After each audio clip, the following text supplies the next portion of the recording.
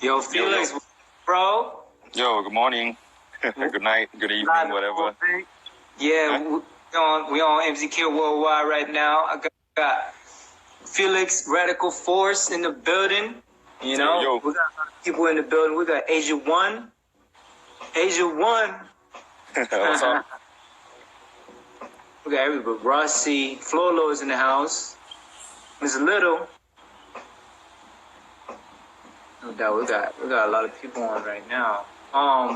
So yeah, Felix. Basically, what I usually do is, invite special guests. Just have a build session. That's why I call it Bridge the Gap, right? Because build session and letting the folks know what's going on with different type of, brothers and sisters around the world that's putting in work for the culture. From promoters, b-boys, b-girls, DJs. You name it. And I feel like you're one of the brothers that really been putting in work, and for me, I'm like, I need to get you on, to tell the people what's up with Radikal Forze, right? And yourself. So, yeah, cool, man. I want to give you this platform, and introduce yourself. Felix Radikal Forze. Go ahead, yo. All right, man. What's up, man? I'm Felix Radikal Forze, $7 crew. Of course, all the way from Singapore. That's about it. Nothing fancy, nothing special. Just plain old b-boy, simple from Asia, Singapore. Yeah. And word is that Radikal Forze and yourself is responsible for a lot of hip hop upbringing, right? That tradition to Singapore. Is that correct or?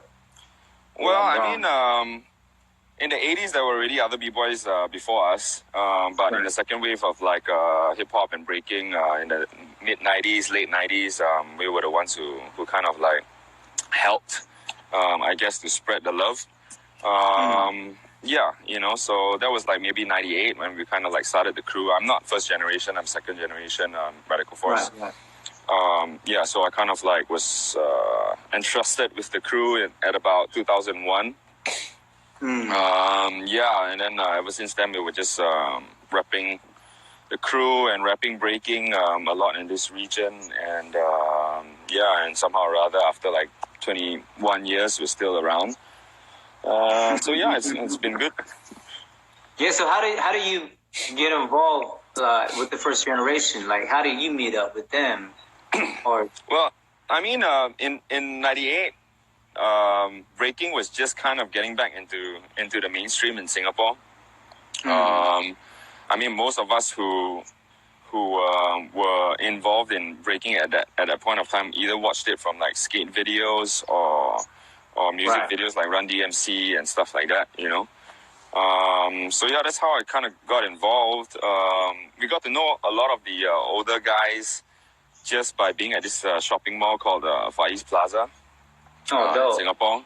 Yeah, so I mean, in the 80s they used to break there. There were record shops that had b-boy crews.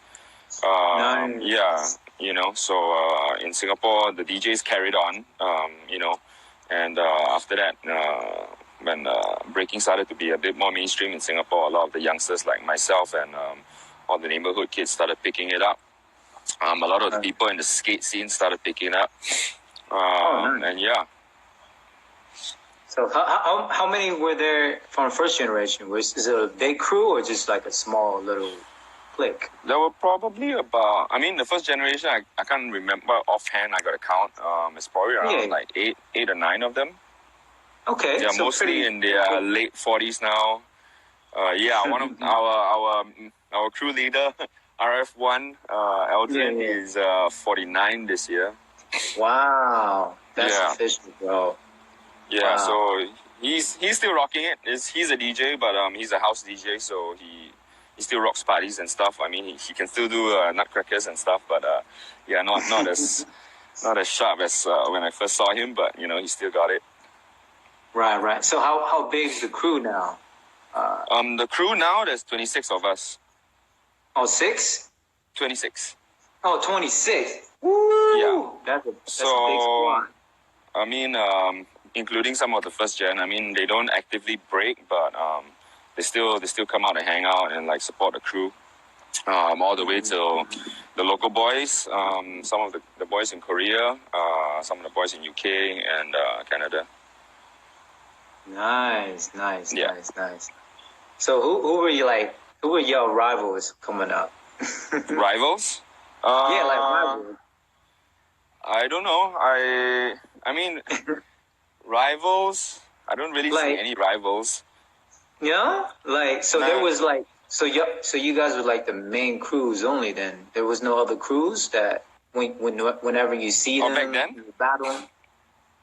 Back then, there were a few, but like I mean in Southeast Asia at that point of time, I think we never won battles. Well, I mean in Singapore we won all the battles back then, but right. In Malaysia I would say we won most of the battles. In Indonesia we did win some battles, but like in those big like competitions like Battle of the Years and freestyle sessions and stuff like that, I mean most of the time we didn't win. Rivals, I mean we had rivalry with some crews, but like honestly, like at this point of time we don't really have any specific rivals. We honestly can't really be bothered with that. No. I'm talking about when y'all was coming up. Not now, but I'm coming up. I mean, crews are gonna hate no matter what. I'm not gonna. I don't think there was any specific crew that we had rivalry with. Just anybody who didn't dig our style. Yeah. Of course. I mean, b-boys are always like that, right? Like when you're trying to get your name up or you're trying to represent yourself and your crew, it's your way or the highway, right? Right. You know, so I don't think there was any particular specific beef or rivalry with any crew in, for that matter, really. Even though we had like serious battles and it was never like any like serious, you know, rivalry. Yeah, I mean we were you know, we battle hard on the dance floor when we were at our prime, but we weren't ever dicks, you know. Oh yeah. No, I'm not talking about beef here. I'm talking about this healthy rivalry. You know what I'm saying? Like I'm not talking about the street beef. But I don't think there was any real like major rivalry against us. As I said, like there are some crews who were always trying to, you know, if they meet us in a battle, they are, you know, the mentality will be we must beat these guys. Radical. Yeah. But I don't think there was any like real like, you know, just specific like rivalry. There wasn't. That's dope because basically you guys are the top of the food chain in Singapore, basically, right? Yeah, I mean we were a pretty strong crew. I mean, you know, back then we have no social media. We had no, you know, I mean it was still MySpace at that point of time. Or Friendster, if any of you guys know Friendster, it was bigger in Asia back then before MySpace came around. But yeah, I mean, like, top of the food chain, yes. But as I said, in some battles, we never won. But we were known to be, like, raw as fuck. So that was us. Yeah. So you guys were more like a cypher b-boy crew or more, you know, on that perspective? You see, like, a big place that I got educated about breaking was when I was living in Australia. And that's where I learned a lot from the guys in Australia. And, of course, that's where I got into $7 crew. I learned a lot about, you know, ciphering and the culture from Australia. And actually, that made me fall in love with the culture even more during my time in Australia.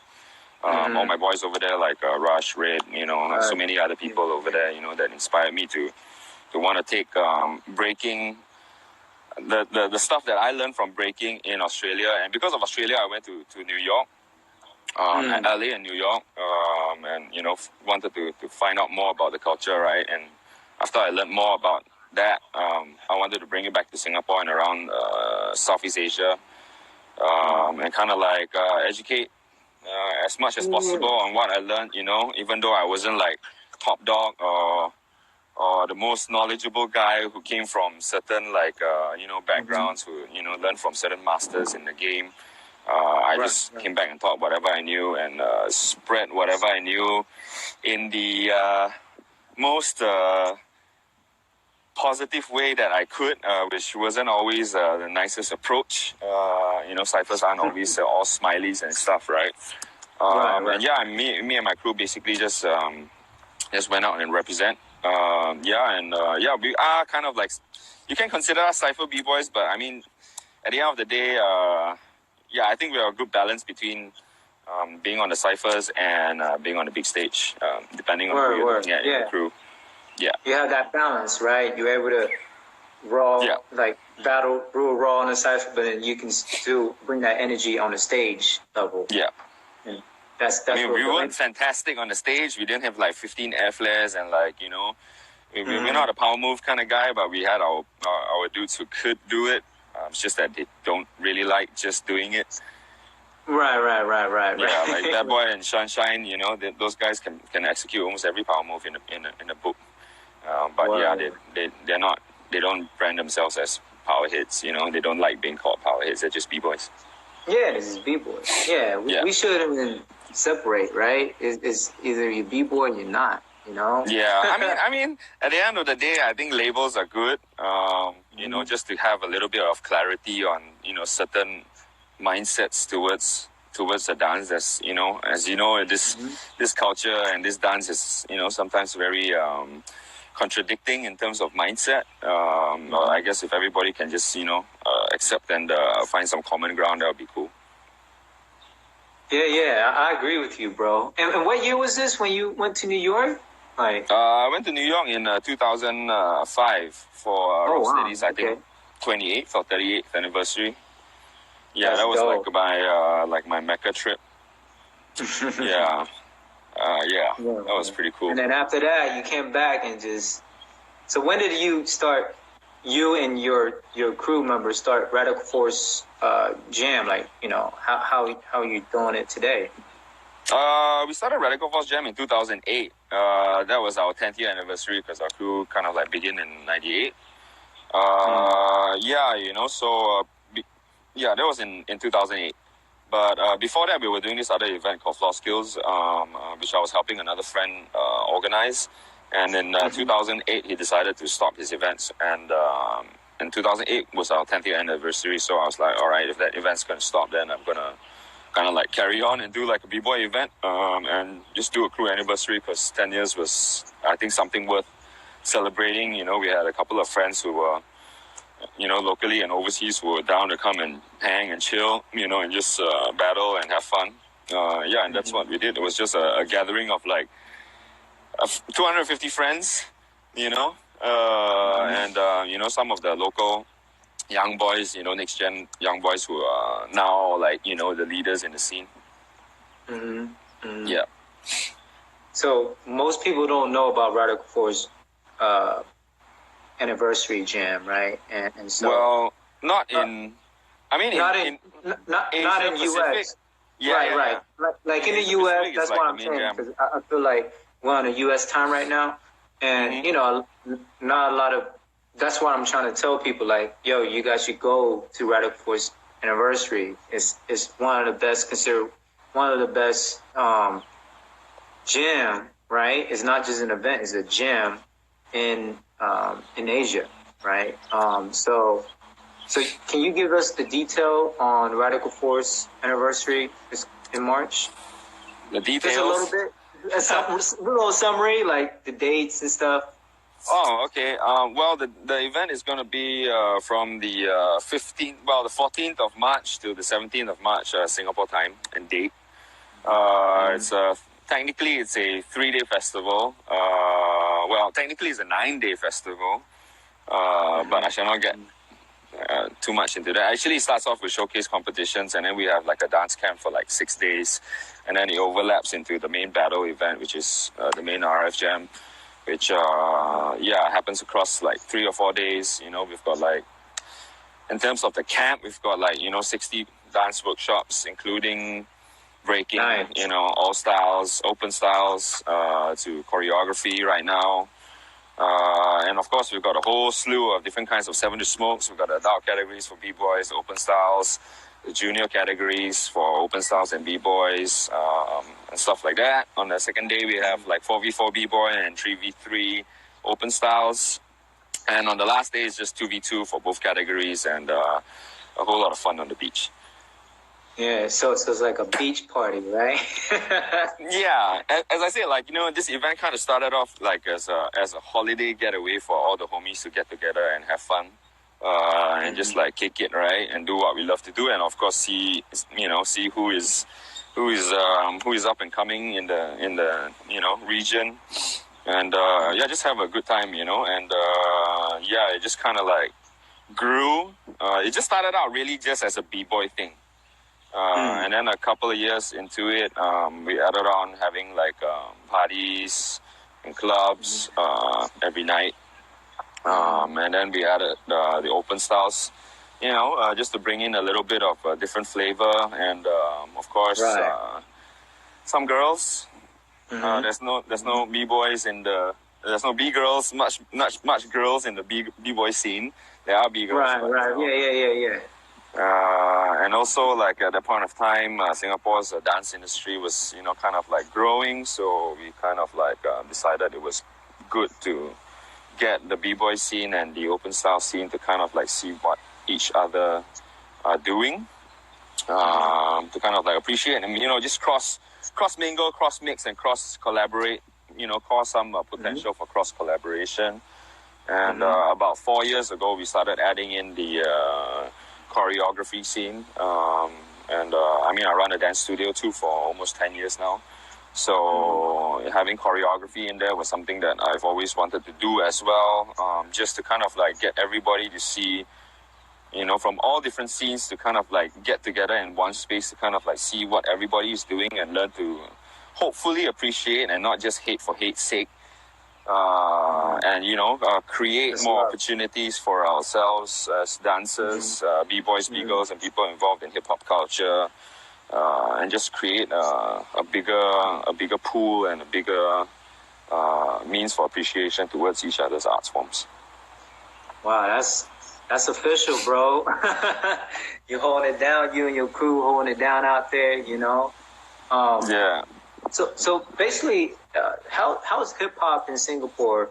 Since for me, I feel like you guys are like the ambassadors of hip hop in Singapore, right? And so, how's the general public see hip hop in Singapore? Well, hip hop in its heydays, I think, as a worldwide thing, from like maybe late 90s to like mid 2000s, maybe late 90s to like maybe 2006 or 8, is for me like the prime of when hip hop music and hip hop culture was hot in the world. Around that period of time, Singapore was the same for Singapore. That was the same for Malaysia and every other country around this region. It was a hot thing, and everybody was into hip hop. If you weren't into hip hop, you weren't the cool dude, or like you're missing out. It's just like what the youths nowadays are into. Like they're into this whole like EDM, lifestyle. That's the hot stuff right now, right? And that's what all the kids are involved in, and what including adults. They all want to be a part of it. Like that was what hip hop was. So yeah, that's how hip hop kind of like came about into Singapore. We have graffiti artists from even before before late 90s. Yeah, we have DJs already before that. We have MCs and stuff like that. We had a pretty healthy hip hop scene here, but Singapore is really small, and Singapore is a very trendy city. Everything has got to be kind of like the latest or the newest or the biggest or the most colorful or something. There has to always be kind of like a media angle to certain things for people to want to be a part of it. So hip hop has kind of like slowed down in Singapore and across the entire world for that matter, and that's no different in Singapore. We have our purists that are still doing what they do. We have the leaders in the individual elements of hip hop which are pushing the culture and of course pushing the business angle of things. And there's of course the new generations which are learning from different people, different practitioners of the different art forms, and trying to find themselves and get their names up as well. But of course, it's not as big as it was in the early 2000s. The early 2000s, everybody was, wanted to be a b-boy or b-girl, or graffiti artist or like DJ, and like especially DJ, yeah. Wow. And the government fully support hip hop, right, in Singapore? Well, they don't fully support the government. I mean, there are arts councils in Singapore which facilitate arts interest groups or events or practitioners and stuff like that to further develop their art form. There are also like youth ministries in Singapore where support, and provide some kind of grants and funding for youth activities. So it depends how you describe your event or what your target of your event is, whether it's more arts or more youth. You have to, just put in the necessary paperwork and of course physical work to understand the rules, to be able to get some support to do what you're doing. It's not specific towards hip hop. Though the government is aware for sure about what hip hop is, and in schools, in fact, like secondary schools and stuff, I think it's your high school, there are dance curriculums in schools. It's kind of like extracurricular activities outside of usual, like, math. What? That's dope, bro. Yeah, so I mean, hip hop dance, right? Some schools have like breaking, some schools have like dance, hip hop dance. Some schools have popping. It really depends on what the school likes. Yeah. We don't have that here. Yeah. Well, I mean, Singapore's education system is touted as supposedly to be one of the best in the world. Though I don't particularly agree on that, but it has a very good infrastructure. And I think the mindset of how schools are being run in Singapore is very different, of course, compared to the States or anywhere else in the world for that matter. You can't compare education system to education system from country to country. It's all different. Exactly. We're speaking on hip hop scene, right, in Singapore. Yeah. Over here in the U.S. is usually you have the b-boy events, and then you usually don't have like all the elements in one event, right? There would be rap battles and there would be DJ battles. Like, is it like that in Singapore? In Singapore it's kind of like that. I mean, the MC scene and rap scene is kind of like doing their own thing. The graffiti scene is kind of like all the pillars, of course, are doing their own thing. Occasionally we get some events where the guys try to pull together some of the elements together. It does happen. For like, what we call urban arts events in Singapore. Some of it is run by the governments. Some of it is run by practitioners like us. Some of it is run by random events companies for certain corporate brands who want to do a product launch or something like that. They might bring, as I said, hip hop was big in the late 90s till the early 2000s. So there were tons of brands. There are tons of brands who are doing like hip hop events and throwing money at like hip hop events for it to be run. Oh, it was so cool. Can we have like a break dancer and like a graffiti artist and like can we get a DJ and like an MC like to do this whole like hip hop thing? It's so cool. Like we want to launch our product, Yeah, so it does happen. So I mean, like I was making like decent money. I wouldn't say it was a lot of money, but it got me by. Largely in my early 20s and my mid 20s, just doing shows and performances and stuff like that. Yeah. Any upcoming new generation b-boys or b-girls in Singapore right now? I mean, of course. I mean, there are tons of the b-boys. There are like Band of Brothers. They're next generation. They are like a consortium of guys. You have Under One Crew, which is also kind of like another group, but kind of like a mix of Band of Brothers. Then you have Checkered Minds. Checkered Minds is like the main dudes, who are holding the scene right now and representing in a lot of other countries in foreign competitions as well. Most of these guys from these few crews, they are all like homies of ours. We've watched them grow up as much as they've watched us grow up. Yeah, you know, so I think a lot of b-boys in the Singapore scene who will have a very good mentality towards the dance. And I'm proud to say that Singapore b-boys, you know, have a very good mentality towards the dance and knows what's up. And yeah, are just basically really, really cool chaps, you know. Yeah, so basically you guys help develop them to understand the cultural aspect, right, of it, right? And not just, oh, it's just dance, but there's more of a culture behind the dance. Yeah, of course, of course. We all of us in the crew were very heavily vested in the culture side of things, you know. And whenever we thought it wasn't just about step one or step two, it was also, you know, as much as possible trying to educate about the culture to the best of our knowledge. You know, so you have to understand one thing, like, you know, in 98, we only had education from videotapes that we got 1 year later after it was released. Right? What video was that?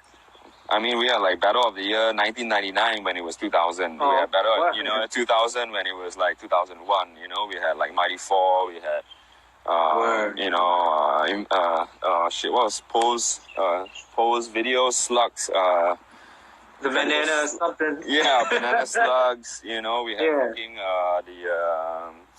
the one with the Halloween battles. We had B-Boy Summit 2000, and you know, and on. We had a little bit of IBE. Yeah, but all those were like, you know, in VHS tapes. You know, which we had to go and buy at you know, that same shopping mall, that Far East Plaza. There was a videotape shop that was selling, like, I don't know whether it was genuine, and I don't really care. I had videos. Yeah, so that was usually the shop that we would buy it at, or even at this like Flash and Splash shop, which was a surf shop, which sold some b-boy videos back then. That was our only kind of like resource. And I mean, there were some dudes that came in like into Singapore like randomly, and we would just kind of like meet them at the shopping mall and just kind of like stands there, and then like, you know, we couldn't keep in touch with them because there wasn't that kind of technology back then, you know. Right. So I wouldn't have called that education or knowledge. It was just like meeting another b-boy, you know. Yeah, you're basically getting gems and then being inspired from those movements. Yeah, and I mean, then, yeah, I mean, like, I mean, we also have, you know, bumped into people randomly in, you know, different countries. And, of course, in our own country, they've told us, oh, b-boying's like this and it's like that and like that. And, like, a couple of years later, we're just like, nah, man, what that guy said was bullshit. You know? So, yeah, but it's true. Like, back then, like, it was much easier for people to hustle and get around a lie compared to now. You know, so I'm kind of like happy. I'm kind of like happy that that's happening, because, like, you know, it's just better. It's just better for life not to over hustle or try and live a lie. You know what I mean? Like, or educate something that's not true. You know? Yeah, because everybody who is in that era is going to educate about themselves and what they do, instead of, you know, most people would just do it for themselves. Yeah, which is very unfortunate, you know. And sometimes that's why I tell students, you got to cross-reference, you know. And of course. Like Ness said in his last conversation I had with him, it's like, you know, find that common denominator. You know, you're going to hear different OG stories, but between all those stories, there's this one common denominator, right?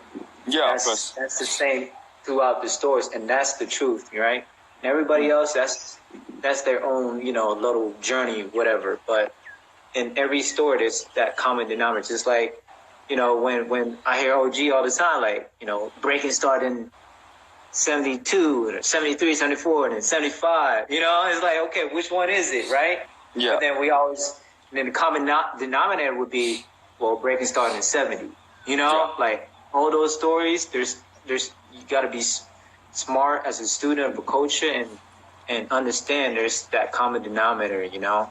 Yeah, so, I agree with you, bro. You know, some people will try to, you know, lie or exaggerate their story, you know? So of course, it's the human nature. Human nature. Humans have been doing it from the start of time.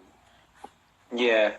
But as far as your crew, who were some of the people that you guys were inspired by outside of Singapore? I can't speak for my crew, but me personally, I mean, I'm inspired by a lot of people. I mean, as I mentioned, like a lot of the videos that I've already brought up, you know. Definitely, Rocksteady was definitely one of them. Style Elements was definitely one of them. You know, I mean, not in totality, you know, the whole crew, but, you know, certain individuals in them that I think resonate with a lot of people anyway.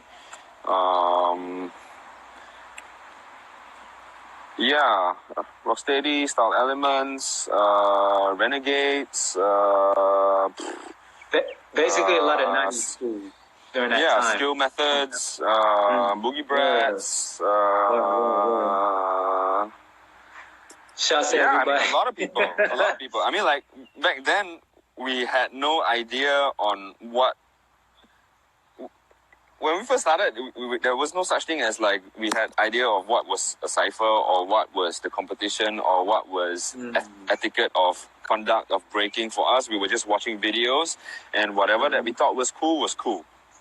You know what I mean? Right. So, whatever that was in those... I mean, like, if you want to talk about power... Hell, those guys like Gumby from Suicidal Lifestyle, he's like, you know, still freaking miles ahead of the game in terms of like ground power compared to like almost anyone still today.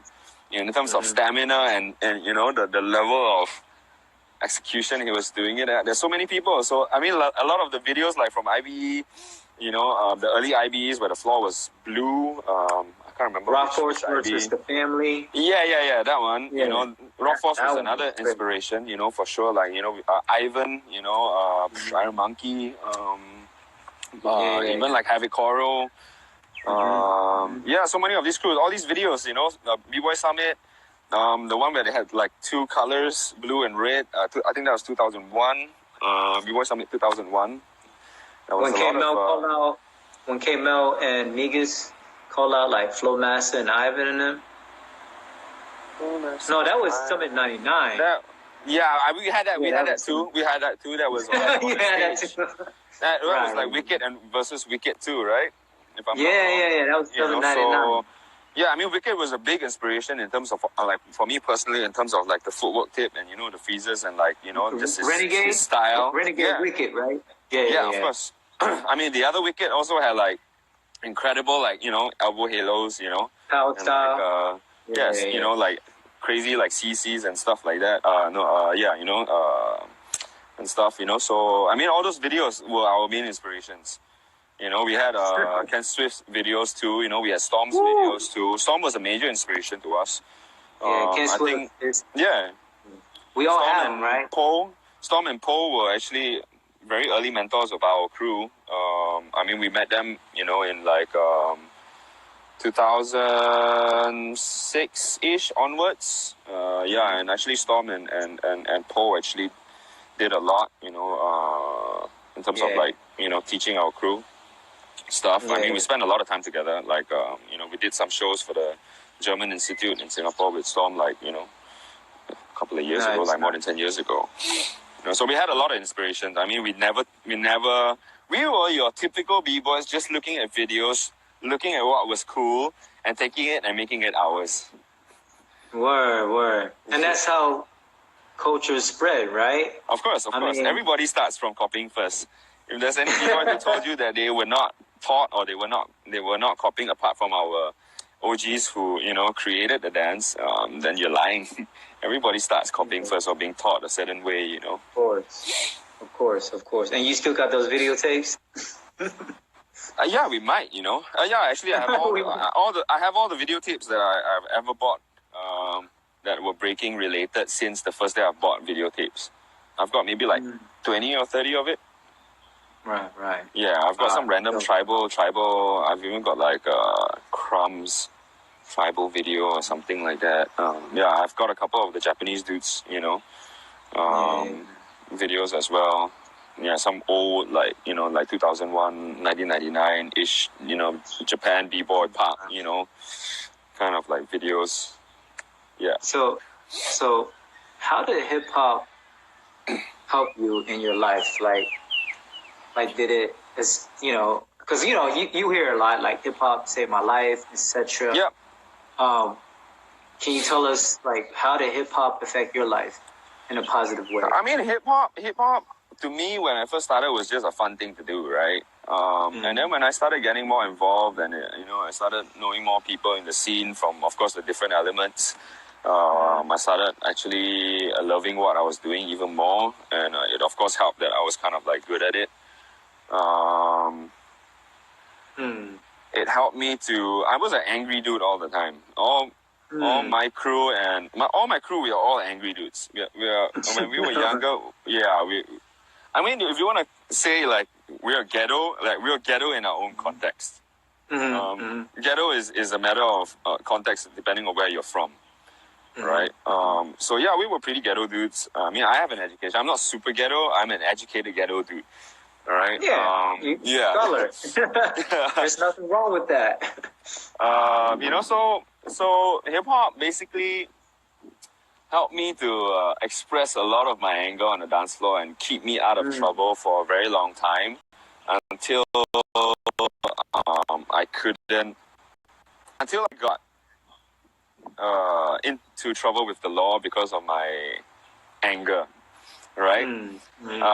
And because of my love for hip-hop and what I wanted to do, I wasn't even just b-boying at that point of time already. I decided to better myself as a human being and learn to manage and compose myself better in a public space so that I can continue doing what I'm doing. If I didn't have like breaking and hip-hop, I don't think I would be doing what I'm doing. I wouldn't have the ability to communicate and talk in the confidence that I do. I wouldn't be able to think in a certain way and have a certain approach towards the art form or life or how I approach business. So it's basically, hip-hop is basically shaped. I mean, I've been a b-boy for like 21 years now. It's not super long compared to a lot of the other, OGs, but I think it's a decent amount of time. Hip-hop is kind of like, as much as I can't, say it's really a big part of me, and it's completely shaped who I am, who I've become, and mindsets that I use and approach things towards. I've learned a lot, from this culture. It's very hard to quantify in words how much, you want to learn from this culture if you choose to do it, but yeah, it's definitely made a positive impact in my life overall across these 21 years. Of course there is downsides. I'm not going to say that hip hop was all gravy and all good and did superb stuff for me. I mean, it has its dark sides. Every art form, every sport, every culture, subculture has its good side and its bad side, and I think we all know where it comes from. Right. Yeah, man.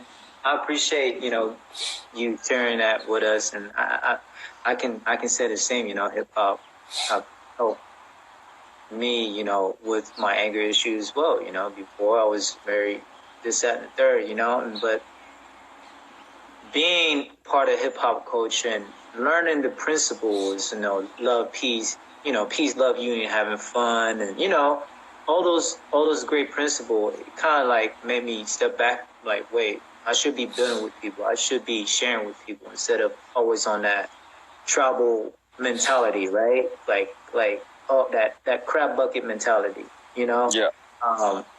And so, yeah, I mean, it gave myself and like brothers like yourself and our OGs, you name it, to basically inspire other people to do the same, and so new generation, you got, if you're in Singapore, you got positive brothers like Felix, reach out to him and keep building on, Yeah, and for sure. Can't stop. For real. I'm already neck deep in. Oh man, you like, wait. I'm already neck deep in.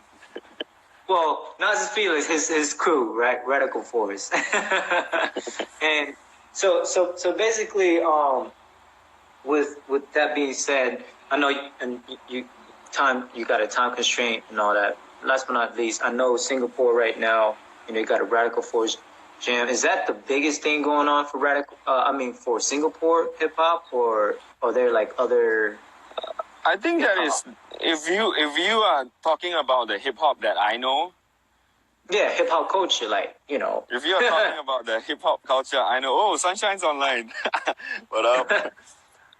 Yeah, if you're talking about the hip hop culture, I know. Then yeah, definitely we are the biggest thing for the culture in Singapore, and I would be safe to say, I think maybe even in Asia Pacific. Yeah, I'm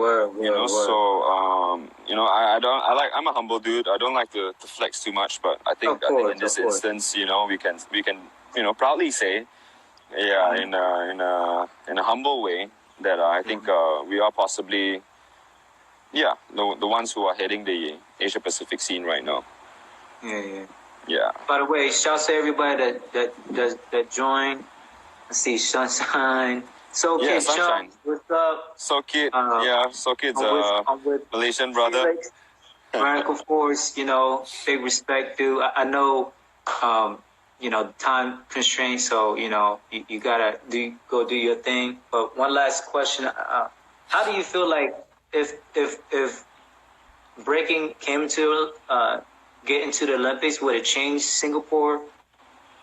Would a government support breaking more, or how's that going to affect Singapore, in your country? Sorry, again? Say again? So just say if breaking get into the Olympics, right, will that affect big time in Singapore? Well, I mean, you see, this whole Olympics thing, right, is a chicken and egg thing, as you know, and I think everybody can agree and concur that our culture is as great as it is because of its diversity, and it's also as contradictory as it is because of its diversity. Right. And my take on this is, yes, they're gonna be calling it a sport. I know a lot of people are not gonna agree on it being called a sport. I, on the other hand, won't agree artistically that it is a sport, but I will agree logically that it could be a sport. Of course, I'm not going to call it that. As much as my ability to communicate it, I will not call it that. But I don't think that the Olympics is a bad thing for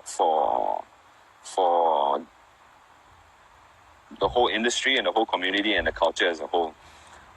If you look at it in hindsight, if Michael Jackson didn't do the moonwalk, you won't have the millions of people that at that point of time wanted to try and do the moonwalk. And, even today, right? yeah. Even up till today, right? Yeah. And if you did do the moonwalk, and you get kind of like interested to find out more, then you will know is the backslide, right? So I think, and I mean most of the TV shows and movies and whatnot that came out in the 80s, that made hip hop what it is today, weren't really true to the culture. There was zero relevance to the culture. I think for most of those movies, except for maybe like Wild Style, and stuff. But even that was still entertainment, at some point of time. So how do we take something that is going to go so big and flip it into a positive and use it to propel our culture and our beliefs and our followings, right, into another level of being, of existence. I think hip hop culture has been around already for like almost 40 years, right? If I'm not wrong, 40-ish, 40 coming to 40, or 40 years or something like that. Honestly, it's still a relatively young subculture, in my opinion, even though it's already worldwide. I mean, talking about worldwide, let's just get on this topic. I mean, I was having a conversation with a friend, and he was telling me, "Oh, hip hop is big. Hip hop is worldwide." Blah blah blah. I was like, "Yeah, it is worldwide. I agree, hip hop is worldwide, and it's big, but it's not that big." And he was like, "Nah, it's big. It's huge." I was like, "Okay, give me a number, right? You're from Italy. Give me a number. How many people in Italy do you think are B-boys and B-girls that used to do it, are doing it now, and potentially are going to start learning how to do it? It's like, I can't put a number to that. It's too big. I was like, give me a damn number. You're from Italy. You know the scene very well, and you have possibly a very good estimate of how big the scene could possibly be. I was like, maybe 2,000 or 3,000 of us. I was like, okay, that's actually very little. How about let me blow up that number for you to like times 10. Let's take that number times 10. 30,000 people in Italy who used to B-boy are B-boying now and will potentially B-boy in the next 10 years, right? 30,000 people versus a population of 60 million people. You're 0.000038 of the population, all right? And that stands true for all countries across the world. So yes, breaking is big, hip-hop culture is big, but how do we make it even bigger? I think we need something like Beat Street or Flash Dance or Wild Style or another Michael Jackson moonwalk music video or Run DMC or even Soul Train, which even most people told me that Soul Train wasn't even really an accurate representative of street dance. It was just a dance show, which a lot of people that came out were just doing random dances, right?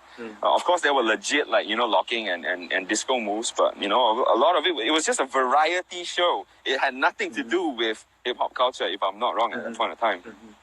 So how do we take what we currently have as a worldwide subculture movement that is currently potentially 0.00004 of the world population or less, and try to make it 10% of the population of the world?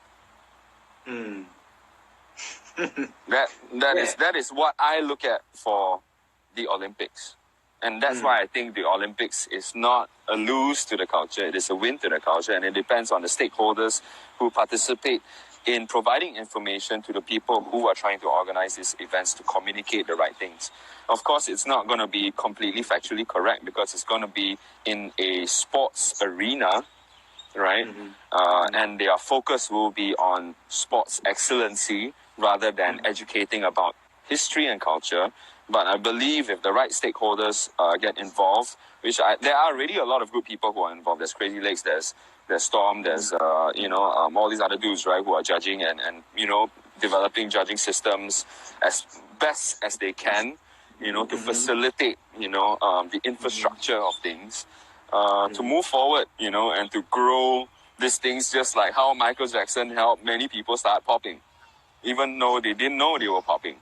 Right. It's just that instant inspiration, right? Yeah, it's the inspiration behind it, right? Just get it out there, like, I didn't know breaking started in 1970 something, and like, there's 4 elements of hip hop when I first watched a skate video and saw a windmill.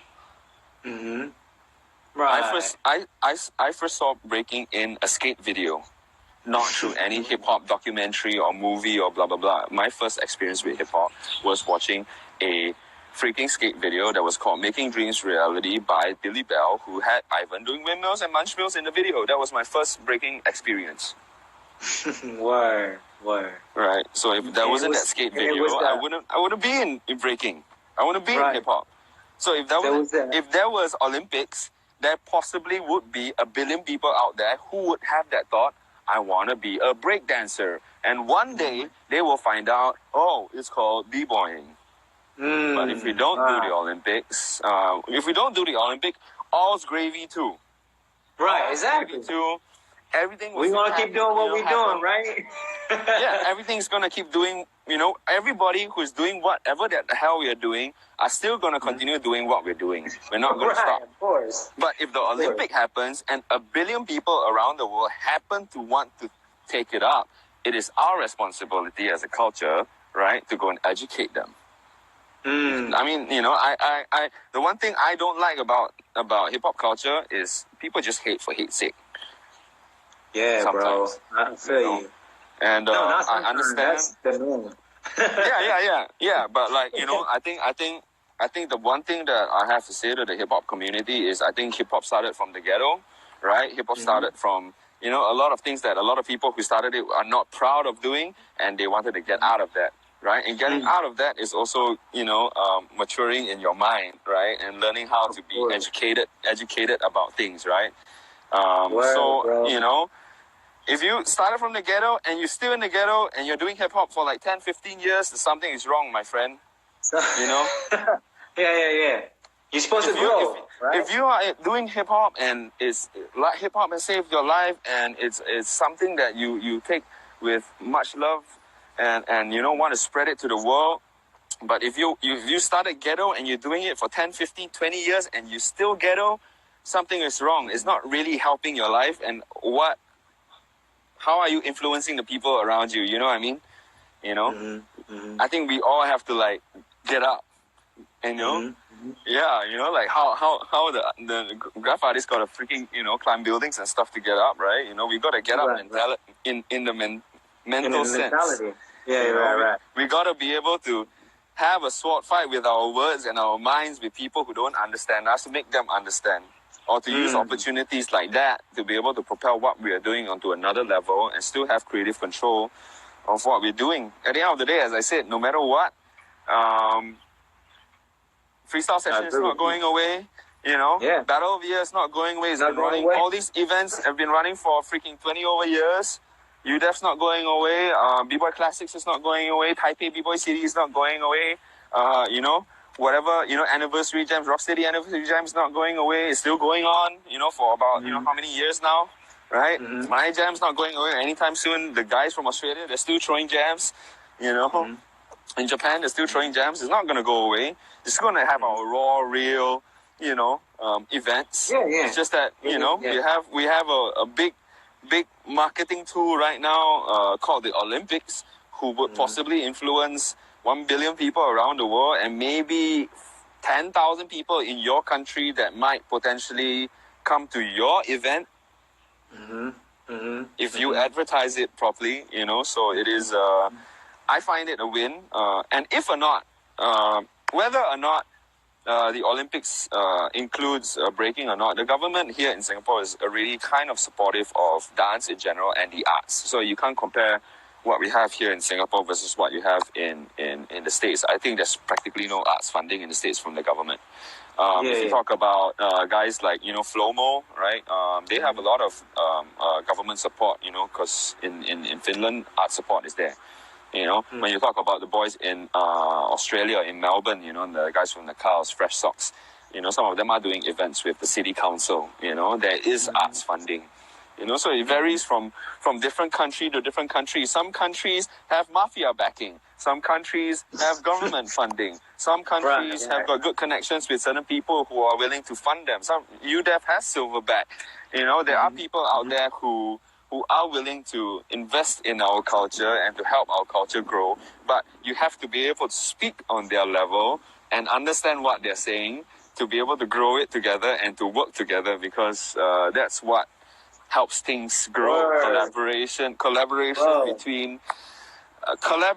between knowledgeable and respectable people. Right. Basically, you got to bridge that gap, you know? Yeah, of course. You know? You got to be scholarly, you know? I feel like education is very important in that aspect. Of course, education is important. We are communicating. Communicating is education. If you don't have education, you can't communicate on different levels. I have education, you know, as I said, I'm an educator ghetto dude. So I can talk to ghetto talk, and I can talk to a professor if I want to. I can talk to a millionaire, I can talk to an investor, I can talk to, you know, a gangbanger if I want to, you know, I can talk to anybody, you know. And I don't think I have a language barrier with most of my homies around the region, because I speak multiple languages too. I speak English, I speak Chinese, I speak Hokkien, I speak a little bit of Bahasa Melayu, you know. Some of my friends from Indonesia, they know, right? I speak a little bit of Nihongo, Japanese, you know, not the most fluent, but, you know, I speak multiple languages because why? I try to learn their language, you know, just to show mutual respect, because I'm in their country. Right. Well, thank you, Felix, man. You drop a lot of gems. I know you only have 30 minutes. Now it's like 56 minutes, you know. So we kind of went over your time. So hopefully, there's a lot of gems that Felix really dropped So I appreciate you, my brother. Respect to you and your whole Likewise. crew. Basically, you know, Radical Force been holding it down. For those who don't know, for those who's just tuning in, Radical Force been holding it down in Singapore. Felix and his crew been hosting this yearly anniversary called Radical Force Anniversary, and they've been holding it down culturally, you know, for a long time now. So respect, you, brother, and thank you very much. Shouts to the whole Singapore hip hop scene, and I'll see you guys soon. All right. All right, man. Peace out. All right. If you want to do it from the heart. Do it from the heart, yo. Peace.